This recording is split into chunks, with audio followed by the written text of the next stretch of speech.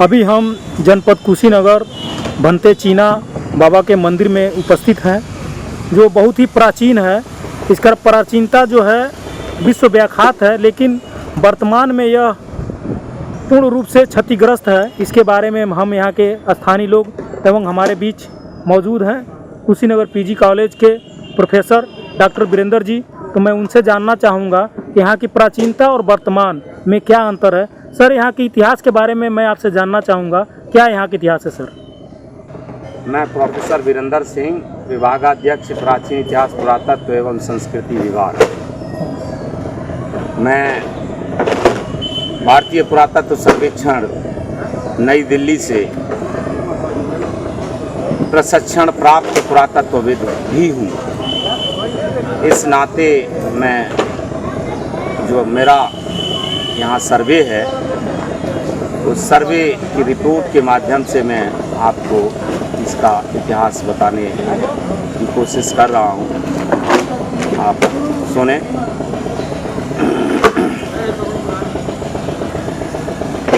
एक महान पुरातत्वविद थे अलेक्जेंडर कनिंघम, जिनको भारतीय पुरातत्व का दानव कहा जाता था।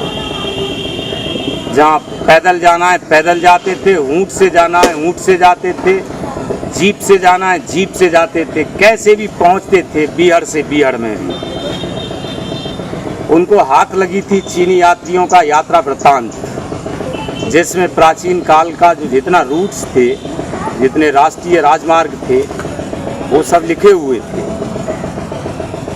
उस डायरी को फॉलो करते हुए, उन मार्गों का अनुसरण करते हुए कनिंघम महोदय 1861 ईस्वी में कुशीनगर पहुंचते हैं। और कुशीनगर का जब वो धरातलीय सर्वेक्षण करते हैं तो वो घोषित करते हैं कि इस परिक्षेत्र का उत्खनन किया जाए तो ये भगवान बुद्ध की महापरिनिर्वाण स्थली कुशीनगर साबित होगा, बशर्ते इसका उत्खनन कराया जाए। इस घोषणा के अनुपालन में एसीएल कार्लायल, एक दूसरे पुरातत्वविद थे, वो भी ब्रिटिश के ही थे। उन्होंने 1876 के उत्खनन सत्र में कुशीनगर के पुरास्थल का उत्खनन प्रारंभ कर दिया और उत्खनन से निष्कर्ष निकला कि यही स्थान भगवान बुद्ध का महापरिनिर्वाण स्थल है। जब ये जानकारी समस्त बौद्ध देशों को हुई तो बौद्ध देशों के श्रद्धालु अपने जीवन भर की कमाई भी लगा करके यहाँ आए और वो आज तक आ रहे हैं। तो उसी क्रम में एक किशोर अवस्था के एक चीन के भिक्षु थे, जिनका नाम था भिक्षु यूसूर्या। भिक्षु यूसूर्या भी यहाँ आके रहने लगे। कहीं जगह न मिली तो स्थानीय लोग, हम जहाँ बैठे हैं इसके ठीक पूरब में 80 मीटर दूरी पर, 60 मीटर दूरी पर पवित्र मुकुटबंधन चैत्य है, जिसे प्राचीन काल में कुशीनगर के मल्ल राजाओं ने बनवाया था। लेकिन 1910 ईस्वी तक आते आते वह एक मिट्टी का टीला था और उस मिट्टी के टीले पर कहीं कहीं ईंटें दिख रही थी। उन ईंटों को सिसवा महंत के लोग अनजाने में अपना मंदिर निर्माण करने के लिए ले गए, जिससे वह टीला बड़ा क्षतिग्रस्त हुआ और उस पर एक दरख्त उगाया, बोधि वृक्ष या बरगद कहिए उसको, निग्रोध। तो जो किशोर अवस्था में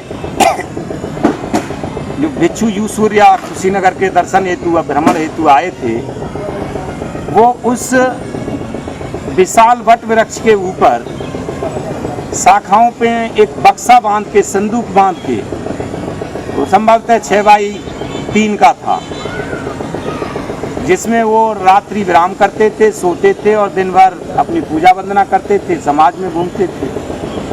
तो वो उस जमाने में 1910 से पहले और 1876 के बाद में, इस अवधि में वो रामाभार टीले का पूजा वंदन करते थे और प्रदक्षिणा करते थे। सिर पर जो है एक वो रुई की बत्ती डाल करके सिर पर जो है दीपक जला के जो है भगवान बुद्ध के संभावित स्तूप की जो है प्रदक्षिणा करते थे। क्योंकि संभावित में इसलिए कह रहा हूँ, तब तक खुदाई नहीं हुई थी और लोगों की बहुत श्रद्धा हो गई उनमें, बड़े मानित पूजित होने लगे और वो वहीं रह रहे थे। 1910 में रामाभार टीले का उत्खनन प्रारंभ होता है।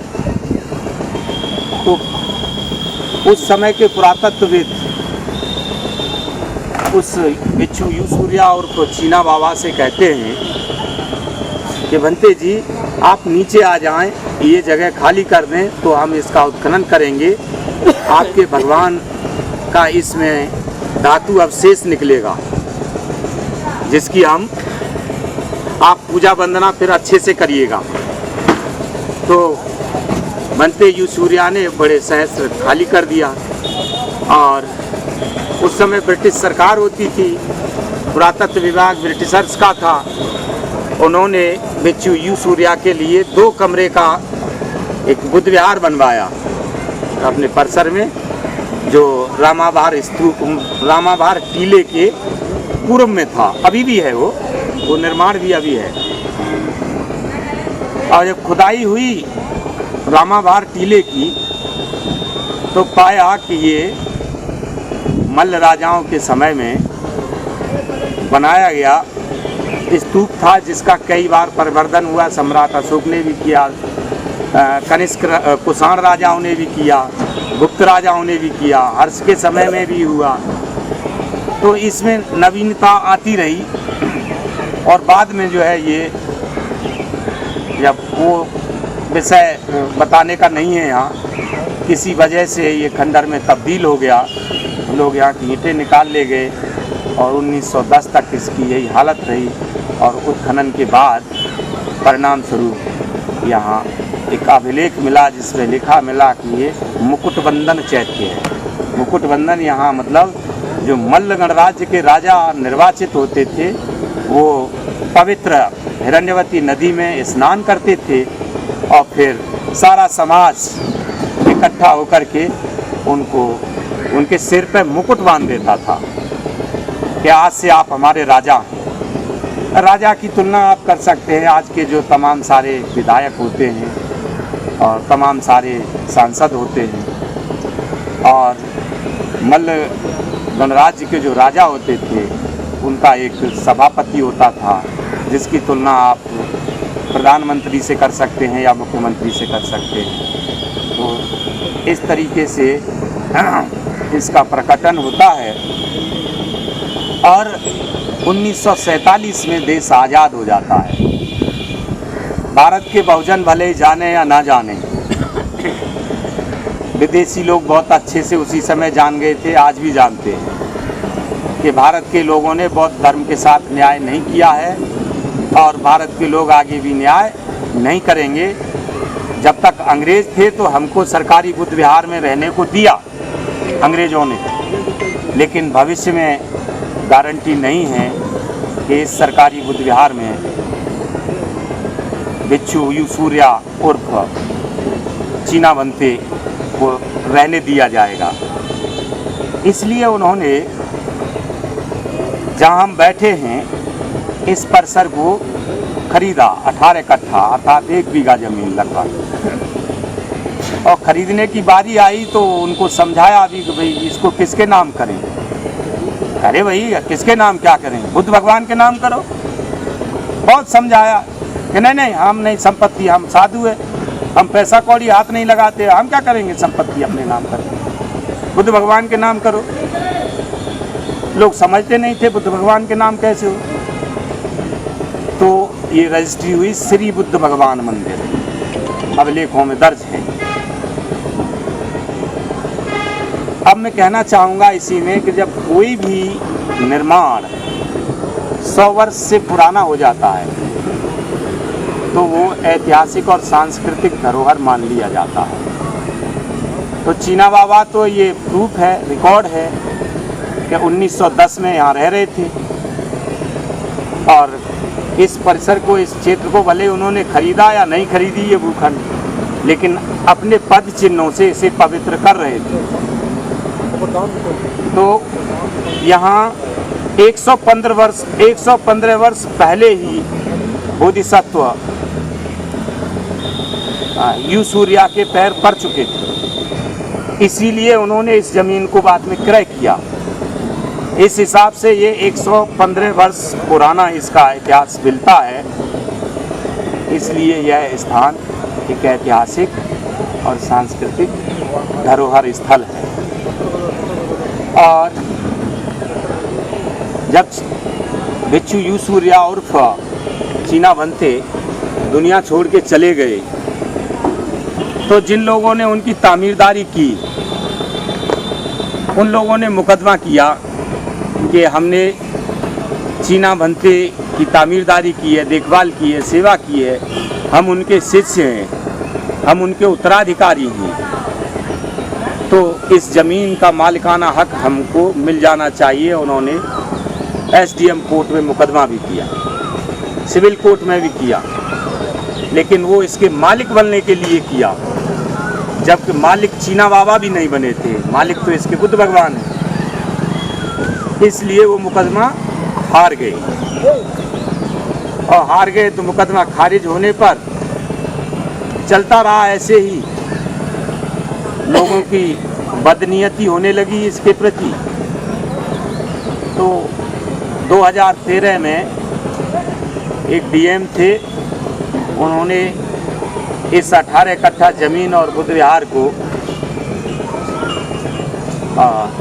ग्राम समाज अनुरुद्धुआ में सम्मिलित करवा दिया, आदेश कर। उसके बाद में चलता रहा और इस बीच ये जो देख रहे हैं आप खंडरनमा बुद्ध विहार, जो बुद्धाब्द 2505 में बना है, अर्थात 1962 में बना है ये बुद्ध विहार। तो इसमें लोग जो है पैखाना पेशाब इतना ज़्यादा कर रहे थे, ऊपर वाली मंजिल में भी, नीचे भी, मंदिरों में भी, भगवान बुद्ध की मूर्ति के समक्ष उसी पे बैठ के। हालांकि ये बात मुझे नहीं कहनी चाहिए, लेकिन किसी प्रशासन, किसी बौद्ध भिक्षु, किसी उपासक, गैर उपासक, यहाँ के दुकानदार जितने हैं, किसी को जरा भी हया और शर्म नहीं आई। तो 18 अप्रैल 2025 विश्व धरोहर दिवस के दिन मैं प्रोफेसर वीरेंद्र सिंह ने अपनी टीम के साथ इसका सर्वेक्षण किया और पाया कि ये धरोहर है, और संकल्प लिया उपासक संघ ने इसको शुद्ध करना है, मुक्त करना है। नगर पालिका परिषद चेयरमैन ने यहाँ दागवेल करवा दिया, अर्थात लेआउट करवा दिया कि यहाँ सार्वजनिक शौचालय बनाया जाएगा। जरा दिखाइए पवित्र मंदिर को, मंदिर के सामने जो है सार्वजनिक शौचालय। बताइए क्या मनसा है इन लोगों की। बड़े दुखी हुए, देखते हैं हम शहीद हो जाएंगे लेकिन सार्वजनिक शौचालय नहीं बनने देंगे। रात भर सोए यहाँ, 4 बार जो है नगर पालिका परिषद की ओर से लोगों ने या संपर्क साधा कि लोग जग रहे, सो रहे, रखवाली कर रहे हैं या नहीं कर रहे हैं। तब वो पीछे हटे, क्योंकि 100 मीटर के अंदर में पुरातत्व विभाग भी निर्माण नहीं करने देगा। ऊपर हो सकता है गड्ढा नहीं खोदने देंगे। शौचालय के लिए तो गड्ढा खोदना पड़ेगा और गड्ढा खोदेंगे तो जो पुरातात्विक अवशेष हैं, जो रिमेन्स हैं, वो ध्वस्त हो जाएंगे। हमने इसकी शिकायत की पुरातत्व विभाग को और फिर हमने इसकी शिकायत एसडीएम साहब को किया, डीएम साहब को किया और तब जो है नगर पालिका परिषद यहाँ से हटा। अब उसकी मंशा है कि इसमें मार्केट बना दें और लोगों से पैसा वसूलें दुकान के नाम पर। उपासक संघ ने निर्णय लिया कि भिक्षुओं का विनय है, भिक्षुओं का शील है, भिक्षु न मुकदमा कर सकते हैं न बगावत कर सकते हैं। उपासक मुकदमा भी कर सकते हैं, बगावत भी कर सकते हैं और संकल्प लिया कि इसको बचाना है और इस प्रकार से इसको बचाया गया। इसकी साफ सफाई की गई, मंदिर की रंगाई पुताई की गई। आज यहाँ कभी भी आप आ सकते हैं शाम को और सुबह 10-20 लोगों से कम नहीं मिलेंगे। जब तेज़ धूप पड़ रही होगी तो 10-20 लोग भी यहाँ मिलेंगे अंदर। और हर इतवार को यहाँ 50-60 लोगों का सहभोज होता है, जश्न मनाते हैं, दर्शन करते हैं। नियमित रूप से जो है उपासक संघ यहाँ पूजा बंधन करा रहा है और बौद्ध परंपरा से जो है जो भी शादी संस्कार हैं, नामकरण हैं, मुंडन हैं, वो भंते जी आ जाते हैं बुलावे पे और ये संस्कार यहाँ चल रहे हैं। अब हम बड़ा सुखद महसूस कर रहे हैं कि अब ये कम से कम जो इस पर कब्जा करना चाहते थे, जो अतिक्रमणकारी थे, वो पीछे हटे हैं। लेकिन फिर भी हमको शंका है कि पूरी तरीके से इनको हटाना है। इसके लिए हमने जो है सिविल कोर्ट में सूट दाखिल किया है हमारे सचिव साहब ने और डीएम साहब को भी हमने जो है शिकायत की है इसकी और निवेदन किया है कि इसको त्रुटि बस ये ग्राम सभा में सम्मिलित कर लिया गया है, जो कि अब नगर पालिका परिषद में हो गया, तो इस त्रुटि को सुधार लिया जाए। बुद्ध मंदिर या कोई भी मंदिर ना बेचे जा सकते हैं, ना उनकी प्रवृत्ति बदली जा सकती है, ना उसमें कोई मार्केट बनाया जा सकता है, न सार्वजनिक शौचालय बनाया जा सकता है। वहाँ सिर्फ और सिर्फ पूजा बंधन किया जा सकता है, बौद्ध परंपरा अनुसार जो है आयोजन किए जा सकते हैं। तो इतनी सी इसकी जानकारी है। बहुत बहुत धन्यवाद।